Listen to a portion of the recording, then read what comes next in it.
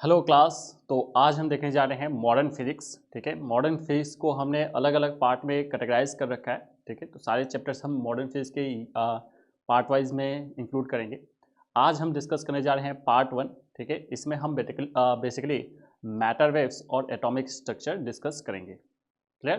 तो चलिए स्टार्ट करते हैं। PYQS 2024 के जो भी क्वेश्चंस पूछे गए हैं मैटर वेव्स और एटॉमिक स्ट्रक्चर से, वो सारे क्वेश्चन हम यहाँ पे देखेंगे। तो स्टार्ट करते हैं without any delay.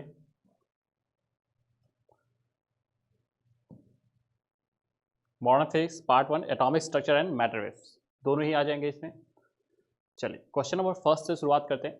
The radius of third stationary orbit of a electron for a Bohr atom is R. ठीक है, okay. The radius of the fourth stationary orbit will be. तो थर्ड स्टेशनरी ऑर्बिट को इसकी radius are बोल दिया है, तो fourth का पूछ रहा है।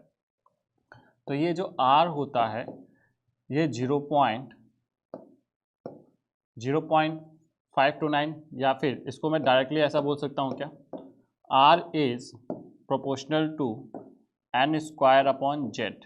ठीक है, हाइड्रोजन की बात कर रहा है तो जेड की वैल्यू 1, तो आर इज प्रोपोर्शनल टू, इसकी वैल्यू तो 1 हो गई, r is proportional to n square. तो पहले रेडियस आर है इज इक्वल टू ऑर्बिट के स्क्वायर के प्रोपोर्शनल। तो पहले बोल रहा है कि थर्ड ऑर्बिट। ठीक है, तो आर इज इक्वल टू के टाइम्स ऑफ प्रोपोर्शनलिटी को हटाया, कांस्टेंट मान लिया के, इनटू एन स्क्वायर यानी कि 3 का स्क्वायर। ये पहली इक्वेशन हमें दे रखी है।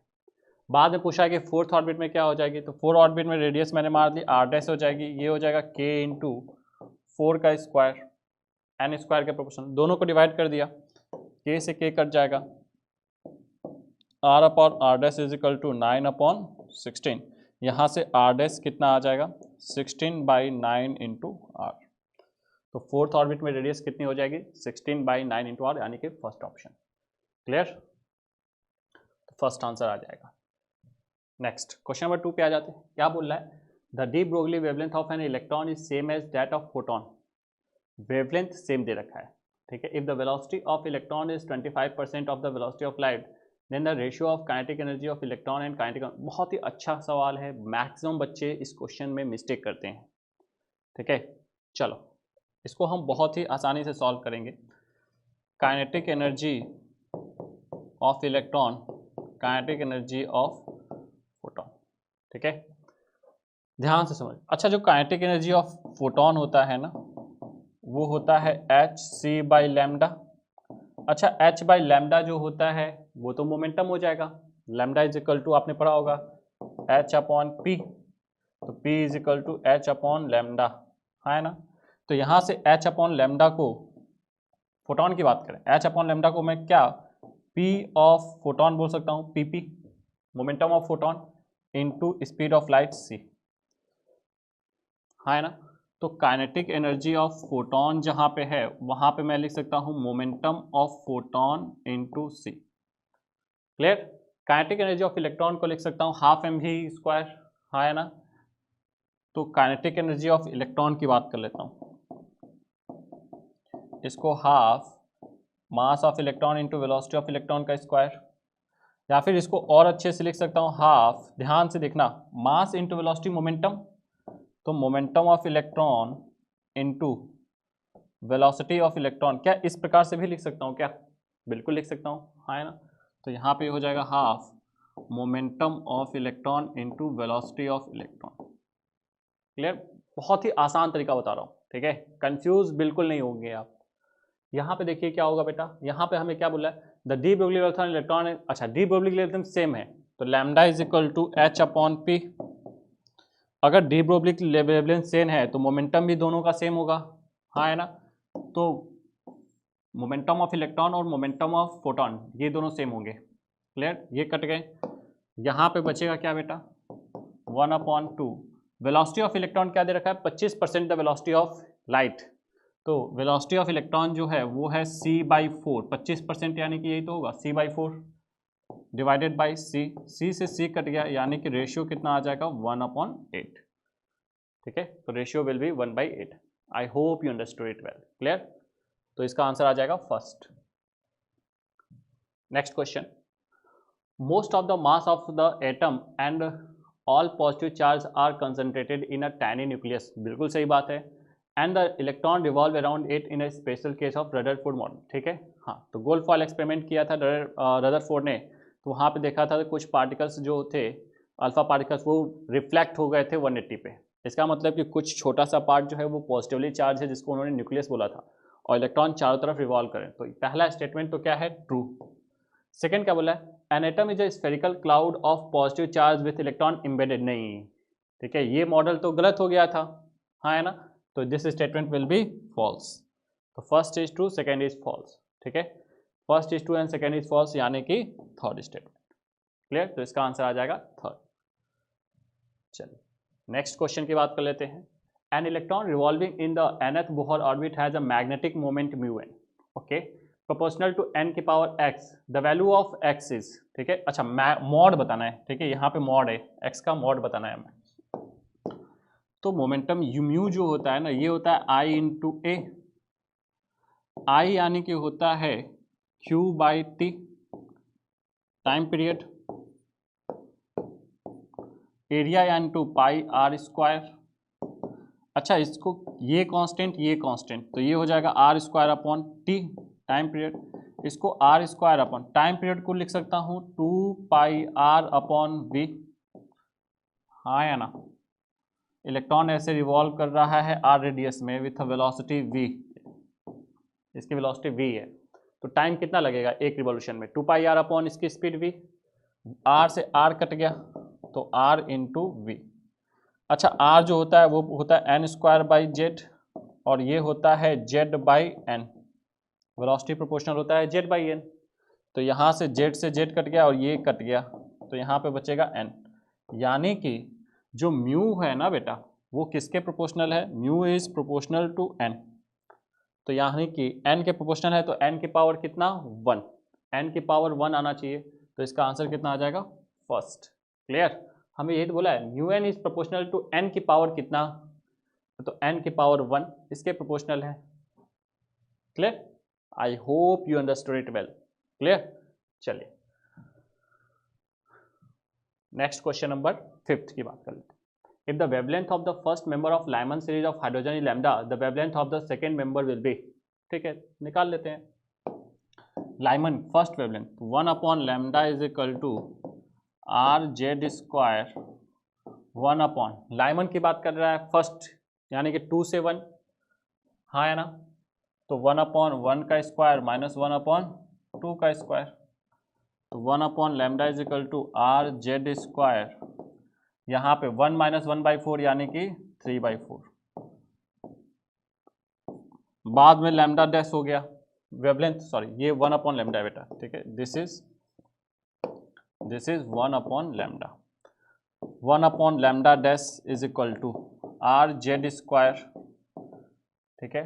The wavelength of the second member कहाँ से बेटा, ठीक है, पहला मेंबर तो 2 से 1 में जब ट्रांजिशन होगा तब हमें देखने को मिलेगा स्पेक्ट्रम लाइमन में, सेकेंड वाले केस में सेकेंड मेंबर में क्या मिलेगा 3 से 1 में, हाँ है ना, तो 1 माइनस 1 अपॉन 1 स्क्वायर माइनस 3 का स्क्वायर यानी कि 9, 1 माइनस 1/9, तो 1 upon lambda is equal to lambda dash is equal to are Z square 1 minus 1/9 यानी कि 8/9, दोनों को डिवाइड करेंगे, आर जेड स्क्वायर से कट जाएगा, यहाँ पे आ जाएगा lambda dash upon lambda is equal to 3/4 divided by 8/9, यानी कि ये कितना हो जाएगा बेटा 27 अपॉन 32, तो lambda dash is equal to lambda को मल्टीप्लाई कर दो तो 27 अपॉन 32 लैम्डा, तो जो वेवलेंथ हमें देखने को मिलेगी वो क्या देखने को मिलेगी 27 अपॉन 32 लैम्डा, ये देखने को मिलेगी।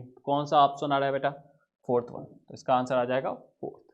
क्लियर, चलिए next, the minimum energy required by an hydrogen atom in ground state to emit radiation in Balmer series is nearly, बहुत ही शानदार क्वेश्चन है, क्वेश्चन को सबसे पहले समझना है आपको, क्या बोल रहा है, यहाँ पे n इज इक्वल टू 1 में एक इलेक्ट्रॉन है, इसको हम कितनी एनर्जी दें, ध्यान से, इस इलेक्ट्रॉन को हम कितनी एनर्जी दें, इस इलेक्ट्रॉन को मिनिमम कितनी एनर्जी रिक्वायर्ड होगी, minimum energy required by the hydrogen electron in ground state so that hydrogen atom ground state to emit a radiation in Balmer series। तो लाइमन बामर यानी कि n इज इक्वल टू 2, ये हो गया n is equal to 3।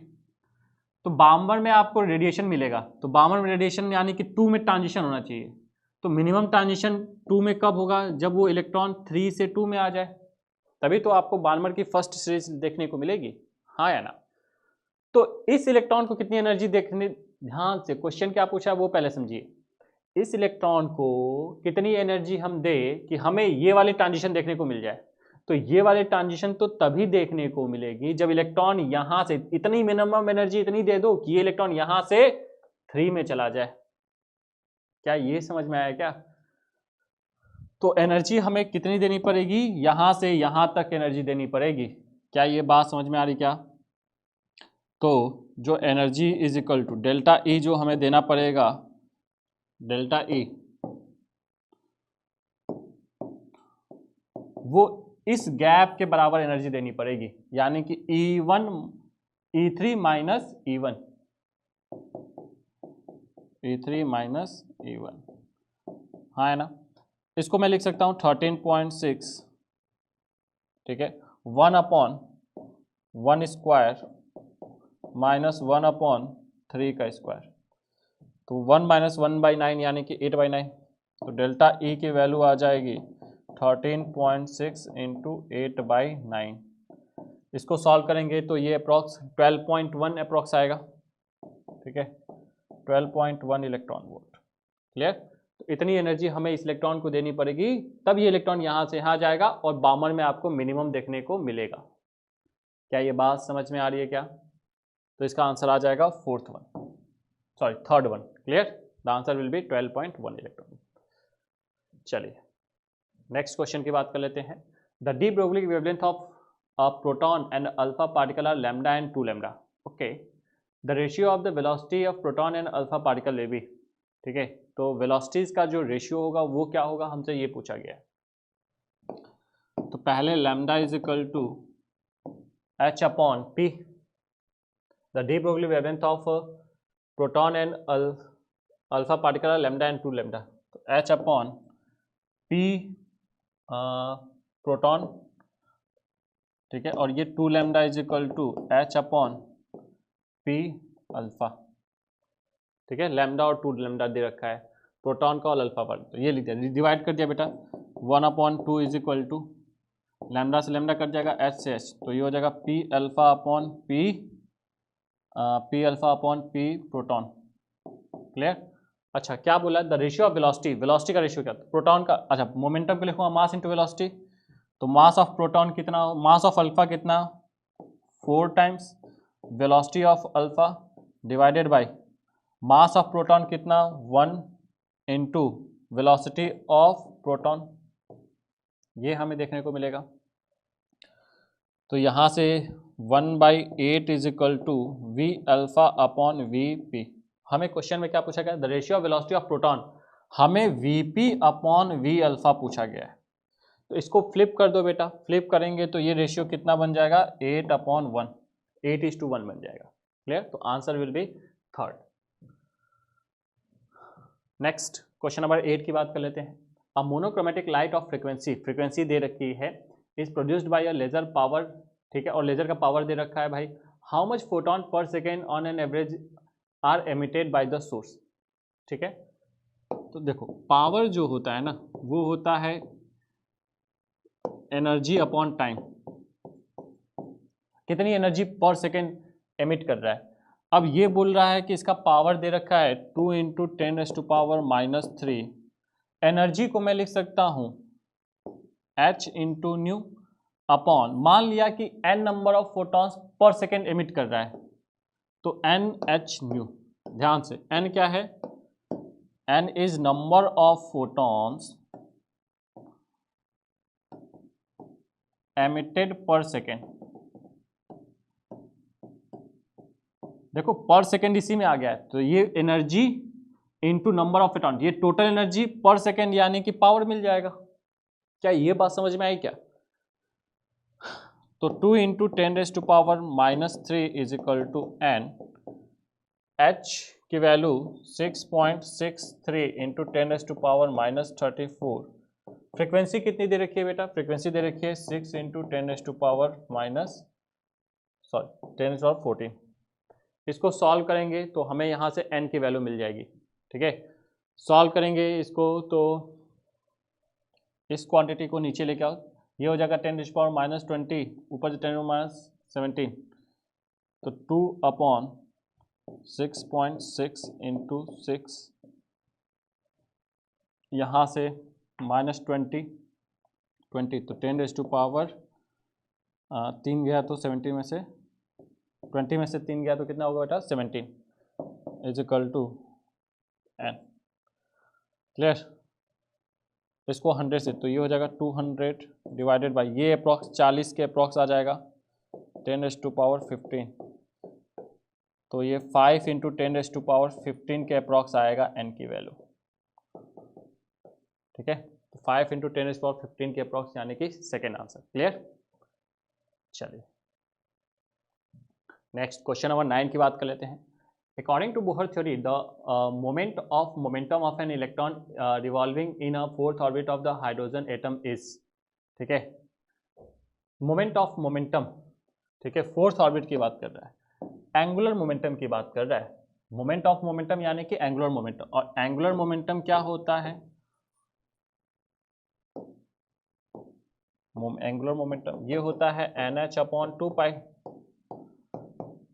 तो fourth orbit में क्या हो जाएगा? n की वैल्यू 4H/2π, 2 से ये कटेगा तो ये हो जाएगा 2H/π। फोर्थ ऑर्बिट में एंगुलर मोमेंटम कितना होगा? 2H/π। Clear? The answer will be third. बहुत ही आसान सवाल।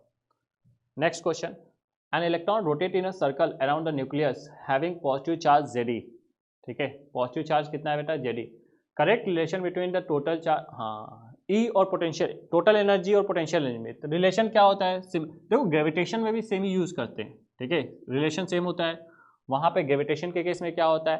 Planet around the earth revolve करता है, तो सैटेलाइट जो होती है ना, उस सैटेलाइट की टोटल एनर्जी, काइनेटिक एनर्जी और पोटेंशियल एनर्जी में जो रिलेशन वहाँ पे होता है, सेम यहाँ पे एटॉमिक स्ट्रक्चर में इलेक्ट्रॉन की टोटल एनर्जी, काइनेटिक एनर्जी और पोटेंशियल एनर्जी में होता है। ठीक है, मैग्नीट्यूड ऑफ काइनेटिक एनर्जी जो होता है बेटा, वो मैग्नीट्यूड ऑफ टोटल एनर्जी के बराबर होता है, और ये half of magnitude of potential energy होता है। हमें टोटल एनर्जी और यू में रिलेशन पूछा है, तो यू इज इक्वल टू क्या हो जाएगा? U is equal to 2 times of total energy, तो U is equal to 2 times of total energy, यानी कि फोर्थ रिलेशन। क्लियर? चलिए next, the angular momentum of an electron in a hydrogen atom is proportional to, ठीक है, तो angular momentum जो होता है mvr, ये होता है बेटा NH/2π। H/2π तो कांस्टेंट, तो ये प्रोपोर्शनल किसके है? n के प्रोपोर्शनल है। अच्छा, रेडियस जो होता है वो होता है n²/z, हाँ है ना, तो n किसके? यहाँ से n is proportional to √r लिख सकता हूँ क्या? तो प्रोपोर्शनल टू n, और n प्रोपोर्शनल है √r के, तो एंगुलर मोमेंटम किसके प्रोपोर्शनल हो जाएगा? √r के प्रोपोर्शनल हो जाएगा, यानी कि फर्स्ट ऑप्शन। क्लियर है क्या? Is it clear? चलिए next, the ratio of the shortest wavelength of a Balmer series to shortest wavelength of the Lyman series of, देखो शॉर्टेस्ट वेवलेंथ की बात कर रहा है। शॉर्टेस्ट वेवलेंथ कब देखने को मिलेगी? जब एनर्जी मैक्सिमम हो, यानी कि इनफाइनाइट से 1 में ट्रांजिशन होगा तो लैम्डा मैक्स मिलेगा, और इनफाइनाइट से 2 में ट्रांजिशन होगा तो उस केस में लैम्डा मैक्स मिलेगा बामर सीरीज में। क्या ये बात समझ में आ रही? क्या हमें क्या पूछा? The ratio of the shortest wavelength of the Balmer series to the shortest wavelength, तो lambda 1/λ Lyman is equal to RZ², 1/1 का स्क्वायर माइनस 1/∞। हाँ, तो ये तो क्वांटिटी 0, तो ये रिलेशन मिलेगा। 1/λ b is equal to RZ², 1/2 में ट्रांजिशन, तो 2 का स्क्वायर माइनस इन्फिनिटी से होना चाहिए, तो 1/∞ का स्क्वायर यानी कि इन्फिनिटी, ये भी क्या हो जाएगा? 0। दोनों को डिवाइड कर देंगे तो lambda b upon lambda Lyman is equal to, इससे ये कट जाएगा बेटा, ये 4 ऊपर चला जाएगा। देखो एल, इसको डिवाइड करेंगे तो लैम्डा बी ऊपर लैम्डा अल्फा नीचे, तो लैम्डा बी अपॉन लैम्डा 4 ऊपर 1 नीचे, 4 अपॉन 1, तो lambda b upon lambda alpha का रेशियो आ जाएगा 4:1। ठीक है, so answer will be first. Next question, the longest wavelength associated with Paschen series is. ठीक है, पास्चन सीरीज की, तो लाइमन बामन पास्चन, पास्चन में कहाँ ट्रांजिशन होना चाहिए, थर्ड में। देखो 1 2 n इज इक्वल टू 3, इसमें ट्रांजिशन होना चाहिए। क्या पूछ रहा है बेटा, लॉन्गेस्ट वेवलेंथ, लॉन्गेस्ट वेवलेंथ यानी एनर्जी मिनिमम। एनर्जी मिनिमम तो तभी मिलेगा जब ट्रांजिशन कहाँ से कहाँ हो जाए, 4 से 3 में हो जाए, हाँ या ना, तभी तो एनर्जी ये कम है तो लैम्डा यहाँ पे आपको मैक्सिमम देखने को मिलेगा। क्या ये बात समझ में आई क्या, एनर्जी कम यानी कि लैम्डा ज़्यादा, तो लैम्डा मैक्स यही तो होगा। ठीक है, और हमसे पूछा है आर की वैल्यू देख रखी है, तो कैसे निकालेंगे बेटा, तो the longest wavelength 1 upon lambda is equal to are Z square 1 upon 4 से 3 में ट्रांजिशन हो रहा है, 3 का स्क्वायर यानी कि 9 माइनस 1 अपॉन 4 का स्क्वायर यानी कि 16, तो 1 upon lambda is equal to are z की वैल्यू कितनी हो जाएगी बेटा 1, हाइड्रोजन के लिए बात कर रहे हैं हम, तो आर 1 अपॉन 16 इंटू 9, 16 इंटू 9 144, और 16 माइनस 9 यानी कि कितना हो जाएगा बेटा 7। लैम्डा की वैल्यू यहाँ से कितनी आ जाएगी, लैम्डा की वैल्यू आ जाएगी 144 अपॉन 7 आर। यहाँ से इसको सॉल्व करेंगे तो कितना आएगा,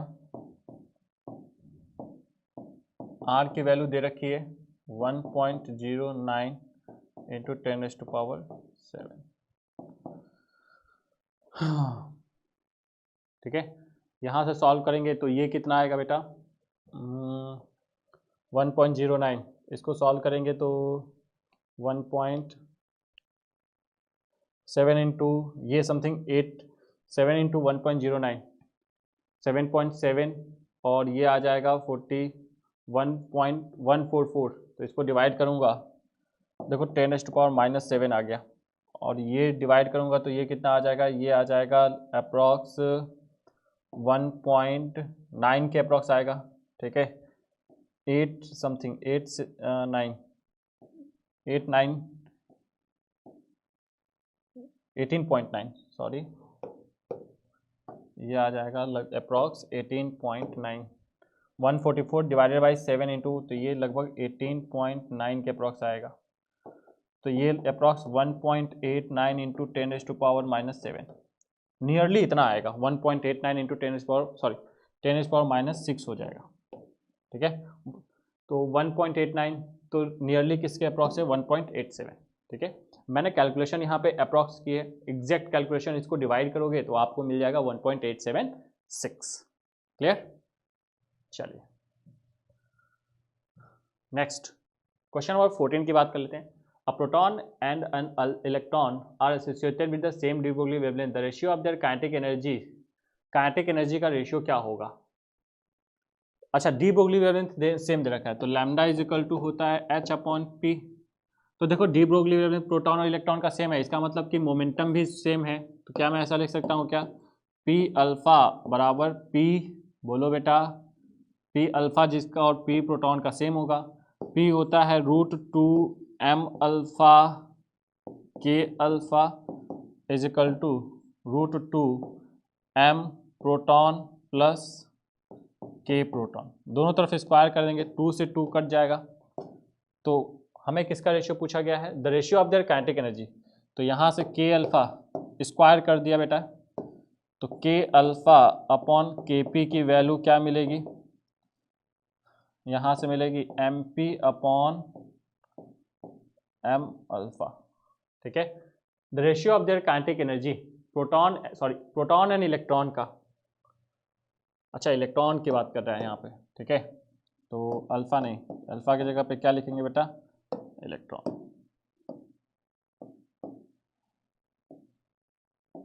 क्लियर, तो काइनेटिक एनर्जी ऑफ प्रोटॉन, इसको फ्लिप कर दो तो Kp upon Ke is equal to हो जाएगा Me upon M। Clear? Mass of electron Me। अच्छा, मास ऑफ प्रोटॉन जो होता है ना वो अप्रॉक्सीमेटली 1836 टाइम्स होता है। ठीक है, तो मास ऑफ प्रोटॉन की जगह पे 1836 मास of electron. Mass of proton जो होता है 1836 टाइम्स ज़्यादा होता है इलेक्ट्रॉन के मास से। तो मास ऑफ प्रोटॉन की जगह पे मैंने ये लिख दिया। तो Me से Me कट गया तो यहाँ पे Kp upon Ke, kinetic energy of proton to kinetic energy of electron. ठीक है, ये कितना आ जाएगा 1/1836। तो 1:1836 आना चाहिए, यानी कि फर्स्ट ऑप्शन। क्लियर? चलिए नेक्स्ट क्वेश्चन, क्वेश्चन नंबर 15 क्या बोला? अ proton and a electron have the same D Broglie wavelength. D Broglie wavelength same है तो क्या होगा? डी ब्रोगली वेवलेंथ सेम है तो मोमेंटम भी दोनों के सेम होंगे। ठीक है, Kp and Ke be the kinetic energy of proton and electron respectively, then choose the correct relation between. तो ये अभी क्वेश्चन मैंने सॉल्व किया था, प्रोटॉन और इलेक्ट्रॉन के Kp। बोलो बेटा कितना आया था? देखो यहाँ पे देखो, अभी Kp अपॉन Ke कितना आया था? Kp अपॉन Ke जो था वो आया था 1/1836। तो काइनेटिक एनर्जी ऑफ इलेक्ट्रॉन जो हो जाएगा ना वो हो जाएगा 1836 टाइम्स Kp। क्या ये बात समझ में आई? इसके प्रीवियस वाला क्वेश्चन और ये वाला क्वेश्चन सेम ही है लगभग। तो काइनेटिक एनर्जी ऑफ इलेक्ट्रॉन जो होता है इतना टाइम्स ज़्यादा होता है kinetic energy of proton. Clear? तो kinetic energy of electron will be greater than Kp, Ke will be greater than Kp। Clear? Same question है, देखो 14 और 15 क्या है, सेम ही क्वेश्चन है। वहां पे बस रेशियो पूछ लिया है, यहाँ पे पूछ लिया कि कौन सा बड़ा है, ये और आसान हो गया। नेक्स्ट क्वेश्चन नंबर 16 की बात कर लेते हैं। A proton and an electron and an alpha particle have the same energy. ठीक है, इनकी एनर्जी क्या है बेटा? Same. Their de Broglie wavelength as compared will be. देखो मास, ठीक है, proton electron and alpha particle have the same energy, energy same है। तो काइनेटिक एनर्जी जो होता है वो होता है √2m k, इस सॉरी मोमेंटम, मोमेंटम स्क्वायर कर दिया तो p² अपॉन 2m is equal to k। तो काइनेटिक एनर्जी जो होता है वो प्रोपोर्शनल होता है 1 अपॉन मास के। ध्यान से समझना, क्या ये बात समझ में आ रही है क्या? अब यहां पे क्या बोल रहा है? Electron, proton electron and alpha particle have the same energy, their de Broglie wavelength. तो लैम्डा इज इक्वल टू क्या होता है बेटा? लैम्डा इज इक्वल टू होता है h अपॉन p, p यानी कि √2m k। तो लैम्डा इज h तो कांस्टेंट, 2 भी कांस्टेंट, काइनेटिक एनर्जी इक्वल है तो k भी क्या हो जाएगा बेटा? तीनों के लिए इक्वल, हाँ है ना? तो lambda is proportional to 1 upon √m।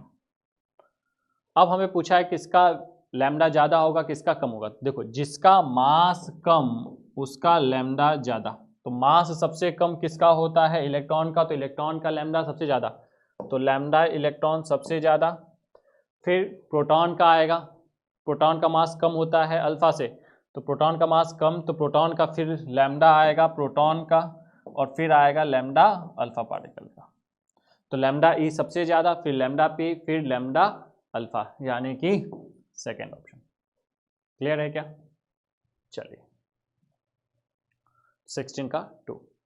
17 a hydrogen atom in a ground state is given an energy 10.2 electron volt, how many spectral line will be emitted due to the transition? हाँ बहुत आसान, n is equal to 1, n is equal to 2। अच्छा, ये जो first और 2 का जो gap होता है यही तो होता है 10.2 इलेक्ट्रॉन वोल्ट, हाँ है ना?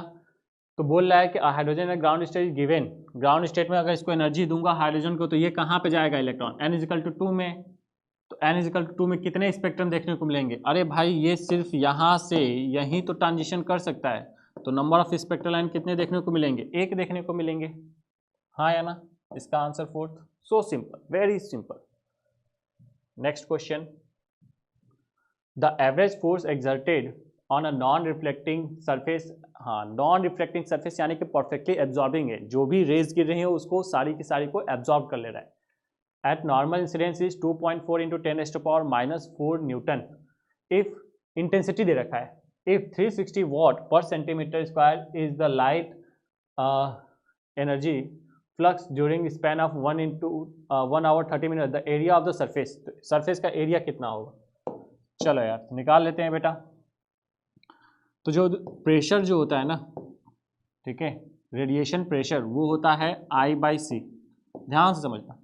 रेडिएशन प्रेशर 2I/C तब होता है जब परफेक्टली रिफ्लेक्टिंग होता है। यहाँ पे बोला है नॉन रिफ्लेक्टिंग यानी कि परफेक्टली एब्जॉर्बिंग है, तो रेडिएशन प्रेशर कितना होगा, सिर्फ I/C। परफेक्टली रिफ्लेक्टिंग होता तो 2I/C, change in momentum 2 times हो जाता। अच्छा, प्रेशर को लिख सकता हूँ फोर्स अपॉन एरिया। प्रेशर को क्या लिख सकता हूँ बेटा, force upon area is equal to I/C। वो एरिया हमें निकालना है, तो एरिया इज इक्वल टू हो जाएगा F into c upon I, FC upon I, area को इधर लेके गया। फोर्स कितना दे रखा है बेटा, 2.4 इंटू 10⁻⁻⁴, सी यानी कि 3 into 10⁸ upon I 360। Very important, यहाँ पे पर सेंटीमीटर स्क्वायर बोल रखा है, इसको हमें कन्वर्ट करना पड़ेगा किसमें, मीटर स्क्वायर में। तो 360 वॉट पर सेंटीमीटर स्क्वायर, तो उसको कन्वर्ट करूंगा तो 10⁻⁻⁴, नीचे आएगा 10⁻⁻4।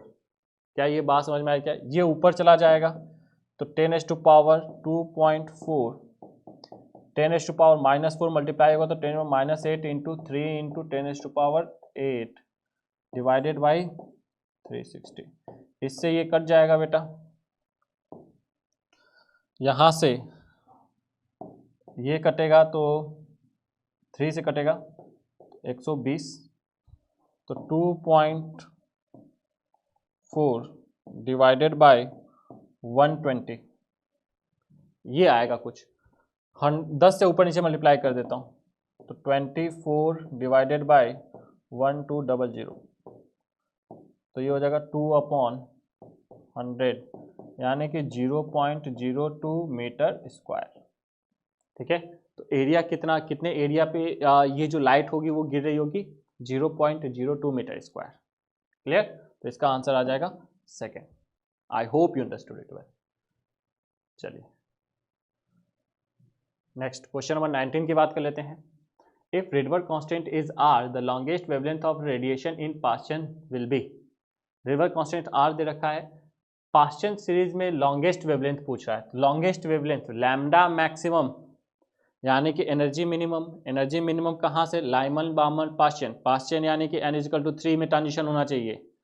n=3 में ट्रांजिशन, अगर 4 से 3 में ट्रांजिशन होगा तो एनर्जी मिनिमम होगी, तो लैम्डा मैक्सिमम होगा, यानी कि ट्रांजिशन 4 से 3 में। क्लियर, तो 1/λ इज इक्वल टू RZ² 1/3 का स्क्वायर माइनस 1/4 का स्क्वायर, 1/RZ²। ठीक है, Z की वैल्यू 1, हाइड्रोजन की हम बात करें तो 1/ यहाँ से 9 माइनस 1/16, तो R 144, 16 माइनस 9 यानी कि 7, 1/λ। तो लैम्डा की वैल्यू कितनी आ जाएगी बेटा, यहाँ से क्रॉस मल्टीप्लाई कर दो तो लैम्डा आ जाएगा 144/7 इंटू R, ये आएगा। अब पूछ रहा है कि वेवलेंथ जो आ रही है वो α/7 R आ रही है, तो अल्फा की वैल्यू कितनी हो जाएगी, अल्फा की वैल्यू कंपेयर करेंगे तो अल्फा की वैल्यू आ जाएगी 144। क्लियर, चलिए क्वेश्चन नंबर 20 की बात कर लेते हैं। When a hydrogen atom going from n=2 to n=1, ठीक है, 2 से 1 में ट्रांजिशन हो रहा है, emits a photon, its recoil speed is x/5 metre per second, the value of x is, तो पूछा है कि x की वैल्यू क्या होगी। तो देखो यहाँ से ये रहा न्यूक्लियस, यहाँ से यहाँ पे ट्रांजिशन हो रहा है तो लाइट को इमिट करेगा, तो एटम किधर की तरफ रिकॉइल करेगा, इधर की तरफ। हाँ या ना। तो इस जितना मोमेंटम इस लाइट का होगा लैम्डा, ध्यान से, lambda is equal to e is equal to h c upon lambda, हाँ है ना। और लैम्डा इज इक्वल टू होता है एच अपॉन पी, तो पी कितना हो जाएगा एच अपॉन लैम्डा। तो यहां से देखो h upon lambda e by c is equal to h upon lambda मिलेगा यहाँ से, और एच अपॉन लैम्डा ही तो मोमेंटम ऑफ फोटोन होता है। क्या ये बात समझ में आई क्या? तो इसका जो फोटोन का जो मोमेंटम होगा ना, फोटोन का मोमेंटम कितना हो जाएगा ई बाई सी। ई बाई सी जिसको मैं कितना लिख सकता हूँ, ए बाई सी को मैं लिख सकता हूँ एच बाई लैम्डा लिख दो या फिर ई बाई सी, तो ये हो जाएगा ई बाई सी। और वो किसके मोमेंटम के बराबर हो जाएगा, एम इंटू वी। क्या ये बात समझ में आई? तो मास ऑफ हाइड्रोजन कितना होता है, दे रखा है the mass of hydrogen is, दोनों का मोमेंटम सेम होगा। क्यों सेम होगा? क्योंकि इनिशियली जो एटम था वो रेस्ट पे था, तो फाइनली भी मोमेंटम कितना होना चाहिए, इनिशियल मोमेंटम अगर जीरो है तो फाइनल मोमेंटम भी जीरो होना चाहिए। तो जितना फोटोन का मोमेंटम होगा उतना ही मोमेंटम कितना होगा, हाइड्रोजन एटम का होगा। तो m into V is equal to E by C, हाँ है ना। अच्छा यहाँ पे m mass of 1.6 into 10⁻⁻27 into V is equal to E. 2 से 1 में ट्रांजिशन होता है हाइड्रोजन में, तो 10.2 इलेक्ट्रॉन वोल्ट, हाँ है ना एनर्जी। तो 10.2 इलेक्ट्रॉन वोल्ट, इलेक्ट्रॉन यानी कि 1.6 इंटू 10⁻⁻19 कूलम, तो ये जूल में आ गया, अपॉन सी यानी कि 3 इंटू 10⁸ क्या ये समझ में आया क्या? यहाँ से वेलोसिटी कितनी मिलेगी बेटा, तो वेलोसिटी मिलेगी v इज इक्वल टू 1.6 से 1.6 कट गया, v इज इक्वल टू 10⁻, देखो 10⁻⁻8 ऊपर जाएगा तो 10⁻27, ये 10-8 10-27 से 10⁻27 ये कट जाएगा, तो यहाँ से वेलोसिटी मिलेगी 10.2 डिवाइडेड बाई 3, यानी कि 3 से अगर काटेंगे तो कितना आएगा बेटा, 3 3 जा 9, 3.4 मीटर पर सेकेंड, ठीक है। 3.4, 3 3 जा 9, 1 2 3 4 जा 12, तो 3.4 metre per second will be the velocity of hydrogen atom. Clear? चलिए अच्छा, हाँ इसको किसके टर्म्स में लिखना है बेटा, x अपॉन 5 के टर्म्स में। तो x upon 5 is equal to 3.4, तो x की वैल्यू कितनी आ जाएगी, 3.4 इंटू 5, तो यहाँ से 5 चौक को 20, 0, हाँ है ना, तो ये आ जाएगा 17.0, यानी कि x की वैल्यू कितनी आ जाएगी, 17। क्या ये बात समझ में आ रही है क्या? So value of x will be 17। Clear? चलिए next question, hydrogen atom is bombarded with electron accelerated through a potential difference v। ठीक है, इलेक्ट्रॉन को v पोटेंशियल डिफरेंस के साथ एक्सेलरेट करा के उस पर हम हाइड्रोजन के ऊपर बम्बार्डमेंट करा रहे हैं। ठीक है, पहले इलेक्ट्रॉन को एक्सेलरेट कराया v पोटेंशियल से, और हाइड्रोजन एटम के ऊपर बम्बार्डमेंट करा रहे हैं इलेक्ट्रॉन्स की। Hydrogen atom is bombarded with electron accelerated through a potential difference v which causes excitation in hydrogen atom if the experiment is being performed at t is equal to 0 Kelvin। इस experiment को t is equal to 0 Kelvin पे perform कर रहे हैं। The minimum potential difference needed to observe any Balmer series line in this emission spectra will be alpha upon 10 volt, the value of alpha will be. तो पूछ रहा है कि alpha की वैल्यू क्या होगी। The minimum potential difference needed to observe any Balmer series line is, minimum की बात कर रहा है, बार्मर लाइमन बार्मन की बात कर रहा है, तो लाइमन यानी कि n is equal to 1, Balmer यानी कि n is equal to 2, n is equal to 3, n is equal to 4। ध्यान से सुनना, मिनिमम किसी बात कर रहा है, मिनिमम एनर्जी, और कहाँ पे हमें देखने को मिलना चाहिए, the minimum potential difference needed to observe any Balmer series, any Balmer series line. तो बार्मर सीरीज यानी कि n इज इक्वल टू 2 में ट्रांजिशन, तो मिनिमम ट्रांजिशन तो यही हो सकता है बामर सीरीज में कि 3 से कहाँ पे आ जाए, इलेक्ट्रॉन 2 में आ जाए, 3 से इलेक्ट्रॉन 2 में आ जाए। तो ऐसा ट्रांजिशन कब देखने को मिलेगा? तो पहले तो ये बताओ कि ये इलेक्ट्रॉन यहाँ से यहाँ तक जाना चाहिए, तभी तो यहाँ से यहाँ तक जाना चाहिए, तभी तो ये वाली लाइन आपको मिनिमम देखने को मिल सकती है, हाँ या ना? अच्छा, इस इलेक्ट्रॉन को यहाँ से यहाँ तक जाने के लिए जो इलेक्ट्रॉन को हम कोलाइड करा रहे हैं, ध्यान से, बहुत ही शानदार, अरे ये क्वेश्चन अभी पूछ चुका है एक बार, ध्यान से देखोगे ना तो ये क्वेश्चन एक बार पहले पूछ चुका है, इसको मैंने अभी डिस्कस किया था। मिनिमम कितनी एनर्जी 12.1 इलेक्ट्रॉन वोल्ट आई थी, याद है? तो इस इलेक्ट्रॉन की मिनिमम एनर्जी कितनी हो कि हमें मिनिमम बामर सीरीज देखने को मिल जाए? तो देखो, इस इलेक्ट्रॉन जिसको एक्सेलरेट करा रहे हैं, इसके पास इतनी एनर्जी हो कि ये इससे टकराए और इस इलेक्ट्रॉन को ये एनर्जी गैप के बराबर एनर्जी दे दे। तो 1 से 3 में जो एनर्जी का गैप होता है वो होता है 12.1 इलेक्ट्रॉन वोल्ट, ये वाला गैप, हाँ या ना? अभी हमने पिछले वाले क्वेश्चन में इसके डिस्कस किया था, ठीक है? तो इस इलेक्ट्रॉन को कितना वोल्ट से एक्सेलरेट कराना पड़ा होगा? इस इलेक्ट्रॉन को 12.1 वोल्ट से अगर एक्सेलरेट कराओगे ना, तभी तो इस इलेक्ट्रॉन के पास एनर्जी आएगी 12.1 इलेक्ट्रॉन वोल्ट। क्या ये बात समझ में आ रही है क्या? तो ये बोल रहा है कि अल्फा अपॉन 10 वोल्ट से एक्सेलरेट करना पड़ेगा। तो अल्फा अपॉन 10 की वैल्यू कितनी हो जाएगी बेटा? 12.1 वोल्ट। तो अल्फा की वैल्यू 10 को मल्टीप्लाई कर दो तो 120 वोल्ट, 121 वोल्ट। तो अल्फा की वैल्यू कितनी आ जाएगी? 121 volt. Clear? 120 volt. Next question, question number 22 क्या बोल रहा है बेटा? And a electron of hydrogen atom on an excited state is having energy is equal to minus 0.85 electron volt. The maximum number of allowed transition to the lower level is, ठीक है? तो पहले तो निकाल लेते हैं कि माइनस 0.85 ये कौन से में कौन से ऑर्बिट में ये एनर्जी है? तो minus 13.6 Z square upon n square, इसकी वैल्यू तो 1,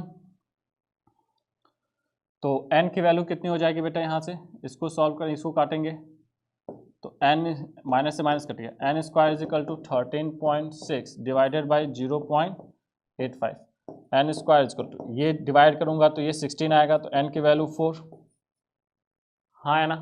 अब n से 1 में आएगा तो कितना? n इंटू एन माइनस 1/2, इतने नंबर ऑफ स्पेक्ट्रल लाइन देखने को मिलेंगे। तो 4 into 4 minus 1/2, 4 into 3 6 divided by 2, 4 into 3 sorry 12 divided by 2, यानी कि 6 स्पेक्ट्रल लाइन आपको देखने को मिलेंगे अलग अलग। तो आंसर कितने आ जाएंगे? 6। Clear?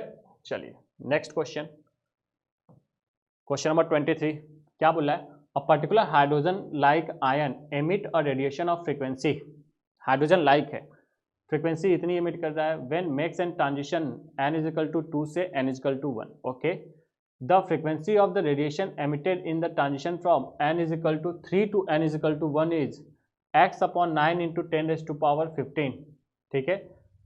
The value of x, तो x की वैल्यू क्या होगी? ठीक है भाई, निकाल लेते हैं। तो देखो जो डेल्टा E होगा ना, डेल्टा E,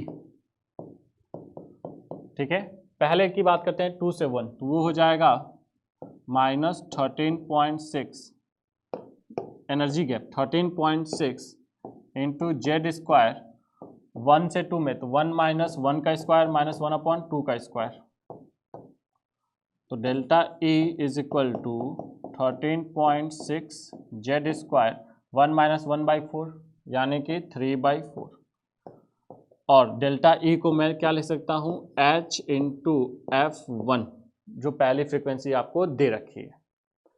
सेकेंड के लिए H into F2 is equal to delta E1 delta E2 is equal to 13.6 Z square, ध्यान से 1 से 3 में, तो 1 अपॉन 1 का स्क्वायर माइनस 1 अपॉन 3 का स्क्वायर, तो 1 माइनस, इसको यहाँ पे लिख देता हूँ, 1 अपॉन 1 का स्क्वायर माइनस 1 अपॉन 3 का स्क्वायर, इसको सॉल्व करूँगा तो 1 माइनस 1/9 यानी कि 8/9, तो यहाँ पे कितना आ जाएगा? 8/9। दोनों को डिवाइड कर दो, कट गया, इससे ये कट गया, तो F1 upon F2 is equal to 9 ऊपर मल्टीप्लाई हो जाएगा तो 27, 8 इंटू 4 32। F2 कितना आएगा, तो F2 यहाँ से आ जाएगा 32 अपॉन 27 इंटू F1, और F1 की वैल्यू कितनी दे रखी है बेटा, 3 इंटू 10⁻15 दे रखी है। तो यहाँ से 3 से काटा तो 9, तो ये कितना आ जाएगा 32 अपॉन 9 इंटू 10⁻15, इतनी फ्रिक्वेंसी आएगी। ये बोल रहा है x अपॉन 9 इंटू 10⁻15, तो x की वैल्यू कितनी आ जाएगी 32। क्लियर, तो यहाँ से x की वैल्यू कितनी मिल जाएगी 32। चलिए आते हैं नेक्स्ट क्वेश्चन पे। क्वेश्चन नंबर 24 क्या बोलता है, a hydrogen atom changes its state from n=3 to n=2 due to require the percentage change in the wavelength of emitted light is approximately 1 into 10⁻⁻9, the value of n is, ठीक है, तो n की value पूछा है और हमें percentage change in wavelength पूछ रहा है। तो ये जो डेल्टा लैम्डा बाय लैम्डा जो होता है बेटा, ये होता है delta E upon mc² 2mc²। कितना होता है बेटा, डेल्टा ई अपॉन 2mc²। अच्छा, डेल्टा ई की वैल्यू कितनी दे रखी है हमें, डेल्टा ई की वैल्यू दे रखी है कहाँ से दे रखी है, n=3 to n=2, तो डेल्टा ई सबसे पहले निकाल लेंगे। तो delta E is equal to 13.6, hydrogen की बात कर रहे हैं तो 1/3 से 2, तो 2 का स्क्वायर माइनस 1/3 का स्क्वायर, तो 13.6, यहाँ पे 1/4 माइनस 1/9, 13.6 इंटू 1/4 माइनस 1/9, यहाँ पे आ जाएगा 36, 9 माइनस 4 यानी कि 5। सॉल्व करेंगे तो ये 1.9 इलेक्ट्रॉन वोल्ट, ठीक है। आफ्टर सॉल्विंग ये कितना आएगा बेटा, ये अप्रॉक्स आएगा 1.9 इलेक्ट्रॉन वोल्ट, ठीक है।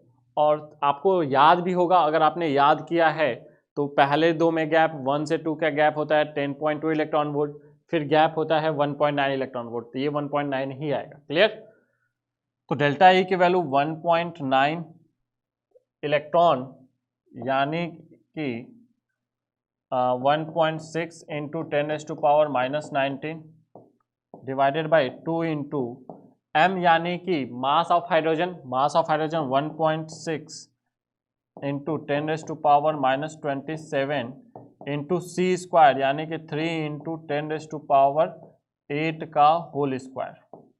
क्या ये बात समझ में, क्या after solving we will get 10⁻⁻9। इसको हम पूरा सॉल्व करेंगे ना बेटा, 1.6 से 1.6 कट जाएगा, ठीक है। इसको स्क्वायर करेंगे, इसको सॉल्व करेंगे तो 9 इंटू 2 18, और यहाँ से 1.9, तो ये अप्रॉक्स 10⁻9 आएगा। This approximately this will B 10⁻⁻9। तो डेल्टा लैम्डा बाई लैम्डा की वैल्यू आएगी 10⁻। हमें परसेंटेज पूछा है, हमें क्या पूछा है, the percentage change in the wavelength. तो परसेंटेज चेंज कितना होगा, तो 100 से मल्टीप्लाई कर देता हूँ, तो delta lambda by lambda into 100, तो ये 10⁻⁻9 इंटू 100 यानी कि दिस विल बी 10⁻⁻7। तो अगर हम इसको कंपेयर करें तो ये 10⁻⁻n से कंपेयर करें तो n की वैल्यू कितनी आ जाएगी, यहाँ से n की वैल्यू आ जाएगी 7। क्लियर, चलिए आगे बढ़ते हैं। नेक्स्ट क्वेश्चन, क्वेश्चन नंबर 25 क्या बोल रहा है, the shortest wavelength of the spectral line in the Lyman series of hydrogen spectrum is 915, the longest wavelength of the, okay, तो शॉर्टेस्ट वेवलेंथ बोल रहा है बेटा, शॉर्टेस्ट वेवलेंथ यानी कि एनर्जी मैक्सिमम लाइमन में यानी कि इन्फिनिटी से 1 में आ रहा है। तो डेल्टा ई की वैल्यू कितनी दे रखी है बेटा, 1/λ is equal to R, hydrogen की बात कर रहा है, ठीक है। तो जेड स्क्वायर की वैल्यू 1/1 का स्क्वायर माइनस 1/∞ का स्क्वायर। शॉर्टेस्ट वेवलेंथ तब मिलेगा जब इन्फिनिटी से 1 में ट्रांजिशन होगा, एनर्जी मैक्सिमम, वेवलेंथ मिनिमम। तो यहाँ से इसकी वैल्यू तो 0, तो 1/λ इज इक्वल टू आर। यहाँ से वेवलेंथ कितना दे रखा है बेटा, 915, तो 1/915 angstrom is equal to r. तो आर की वैल्यू ये रिलेशन आएगा भाई, पहला रिलेशन इसको बोल देता हूँ फर्स्ट इक्वेशन। सेकंड क्या बोल रहा है, the longest wavelength spectral line in Barmer series. Barmer series में लॉन्गेस्ट वेवलेंथ की बात कर रहा है। लैम्डा मैक्सिमम यानी कि एनर्जी मिनिमम, एनर्जी मिनिमम यानी कि बार्मर में यानी कि 3 से 2 में ट्रांजिशन होना चाहिए सिर्फ, तो 3 से 2 में ट्रांजिशन होगा, तो 1/λ is equal to are Z square, 1/जेड स्क्वायर की वैल्यू 1, 3 से 2 में, तो 2 का स्क्वायर यानी कि 4 माइनस 3 का स्क्वायर यानी कि 9, तो आर यहाँ पे 36 और 9 माइनस 4 यानी कि 5, तो 1/λ is equal to R into 5/36। R की वैल्यू कितनी है बेटा, 1/915 इंटू 5/36। इसको 1/λ, इसको फ्लिप कर दिया तो λ' कितना हो जाएगा बेटा, 915 इंटू 36 डिवाइडेड बाई 5। 5 से इसको काटा बेटा तो ये हो जाएगा 5 1 जा 1 4 1, 5 8 जा 1 5 3 इंटू 36, तो it will be 183 into 36। Clear, multiply कर लेते हैं भाई, 183 इंटू 36, 6 इंटू 3 8 1 9 1098, ठीक है, 9 2 5, तो 8 8 6588, ठीक है। तो यहाँ से λ' की वैल्यू कितनी आएगी, λ' की वैल्यू आ जाएगी 6588 angstrom. So this will be our answer. Clear, चलिए नेक्स्ट क्वेश्चन 26 की बात कर लेते हैं। The radius of a certain orbit of hydrogen atom is 8.48, okay. Radius दे रखा है, if the energy of electron in this orbit is E by x, then x is equal to, E क्या है, energy of electron in ground state, 13.6 को E बोल रखा है, ठीक है भाई। तो रेडियस की वैल्यू दे रखी है 8.48, ये क्या होता है बेटा, ये होता है 0.529 n square upon Z, hydrogen के लिए जेड की वैल्यू 1, यहाँ से इसको सॉल्व करेंगे तो 8.48 divided by 0.529 is equal to n square, इसको काटेंगे तो ये 16 आएगा बेटा, तो n square is equal to 16, n की वैल्यू आ जाएगी 4। अब हमें पूछा है कि इसमें energy, the energy of electron in this orbit, इस ऑर्बिट में एनर्जी कितनी है, तो E इज इक्वल टू होता है -13.6 Z square upon n square, तो ये हो जाता है -13.6, जेड स्क्वायर की वैल्यू 1 अपॉन एन स्क्वायर यानी कि 16 इलेक्ट्रॉन वोल्ट। अच्छा, ग्राउंड स्टेट में हाइड्रोजन की एनर्जी होती है -13.6, तो ये हो गया E, तो ये इसको लिख सकता हूँ E अपॉन एक्स, तो x की वैल्यू कितनी आ जाएगी बेटा, x की वैल्यू आ जाएगी 16। क्लियर, तो x will B how much, x will B 16। Clear, चलिए नेक्स्ट क्वेश्चन।